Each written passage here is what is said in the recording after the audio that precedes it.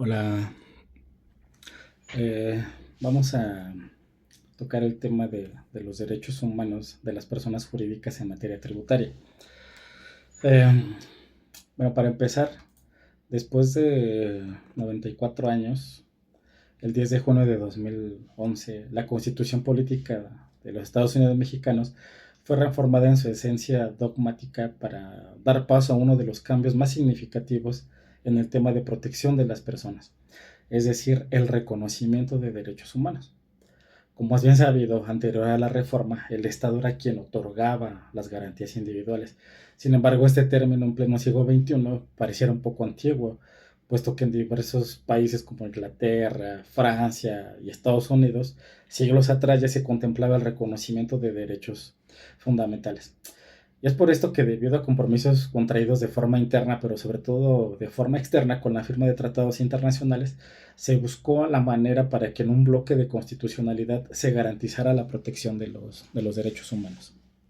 Por otro lado, es necesario realizar un estudio de fondo para saber hasta qué punto el término persona contenido en el artículo primero de la Constitución es alcanzable para su protección a las personas jurídicas o personas morales en relación a los derechos humanos que pudieran ser aplicativos a diversas actuaciones violatorias o, en su caso, omitivas por parte del Estado. La protección garantizada y positivizada de los derechos fundamentales para los individuos o seres humanos es clara.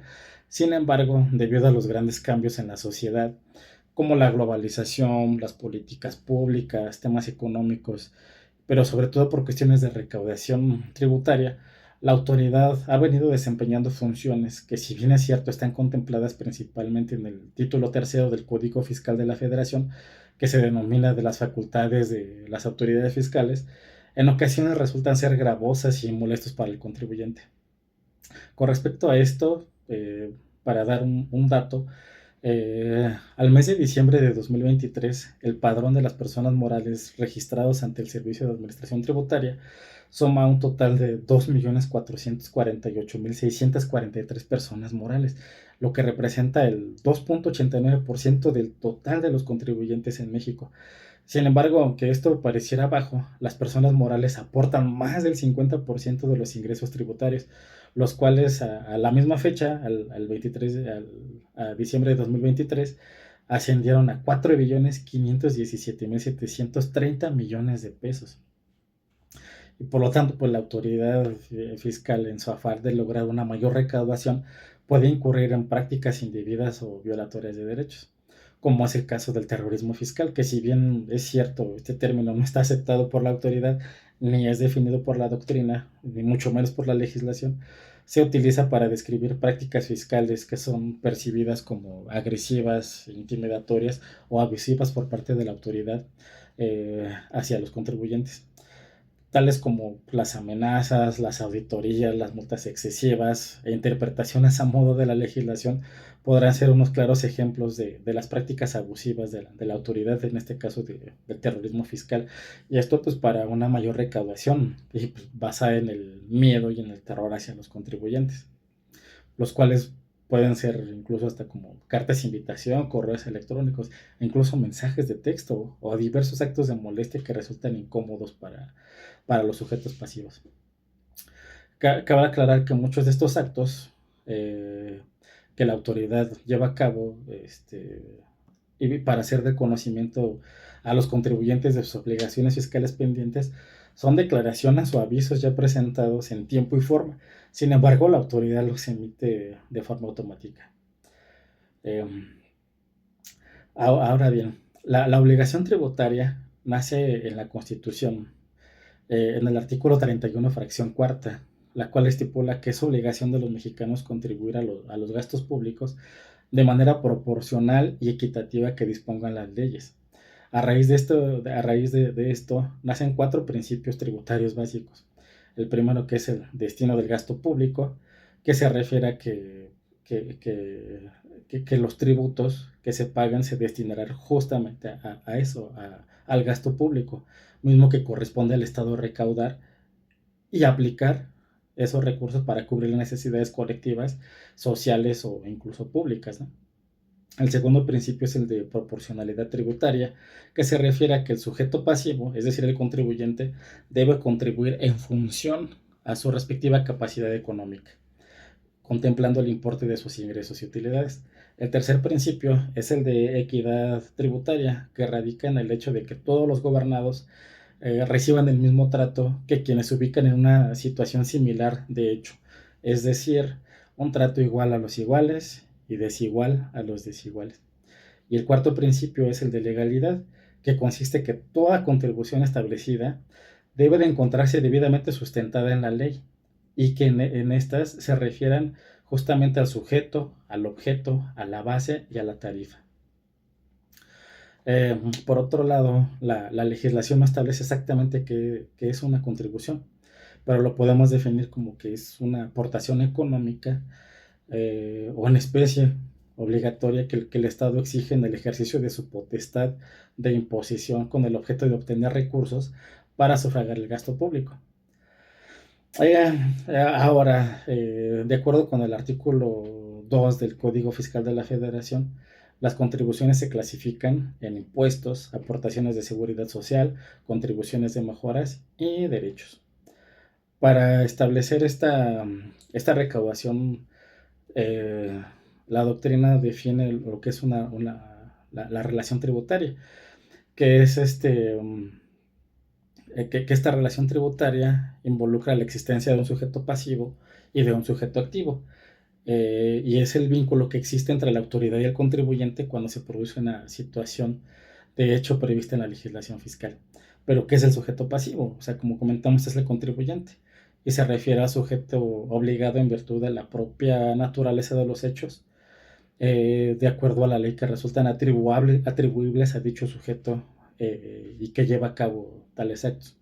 El sujeto activo es la autoridad encargada de llevar a cabo los procedimientos administrativos para el cobro de contribuciones. Ahora bien, de acuerdo con el artículo 5 del Código Fiscal de la Federación, establece que son de aplicación estricta aquellas disposiciones fiscales en las que se establezcan cargas a los particulares. Y siempre lo harán aclarando lo que es el sujeto, el objeto, la base, la tasa y la tarifa.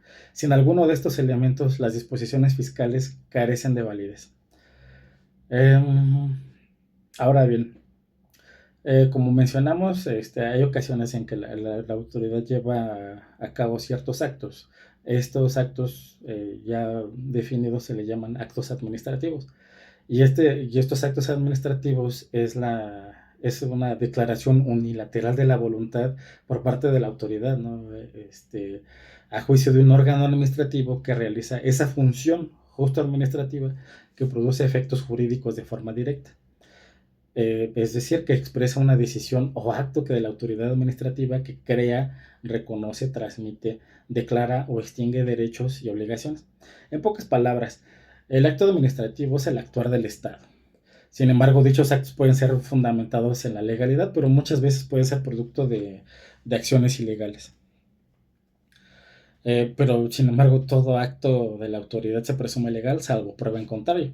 No obstante, pueden contener una serie de acciones que afectan la esfera jurídica de un individuo o entidad, restringiendo o perturbando sus derechos, libertades y bienes.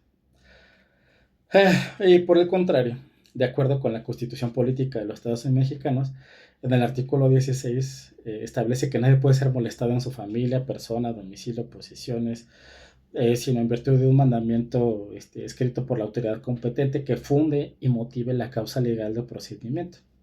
Sin embargo, la facultad brinda la facultad a la autoridad administrativa para poder practicar visitas domiciliarias y para cerciorarse que se han cumplido los reglamentos sanitarios de policía, bueno, así lo dice la Constitución, y exigir la exhibición de libros y papeles indispensables para comprobar que se han acatado las disposiciones fiscales. Ahora bien, ya abundando un poco el tema de derechos humanos, a través de la historia el concepto de hombre y persona con frecuencia se utilizaron como sinónimo. Sin embargo, en la actualidad es necesario diferenciar entre ellos, pues jurídicamente denotan significados diferentes. Para definir la palabra hombre es conveniente subrayar que se refiere a la especie humana, ya sea en género masculino o femenino, y es considerado una persona física, lo que significa que es un sujeto de derechos con capacidad para ser titular de derechos y obligaciones, desde su nacimiento hasta su muerte. El término persona, en su sentido más amplio, se entiende como aquellos sujetos titulares de derechos, los cuales pueden ser personas físicas, o personas físicas, en este caso los hombres como especie, o personas jurídicas, o personas morales, ¿no? Ahora bien, ¿qué es una persona moral? Es cualquier entidad que el ser humano constituya con sujeción al derecho para la realización de fines que excedan las posibilidades de acción individual o que alcanzan un mejor cumplimiento mediante ella. En la legislación mexicana tenemos contemplado qué es una persona moral o qué se considera una persona moral.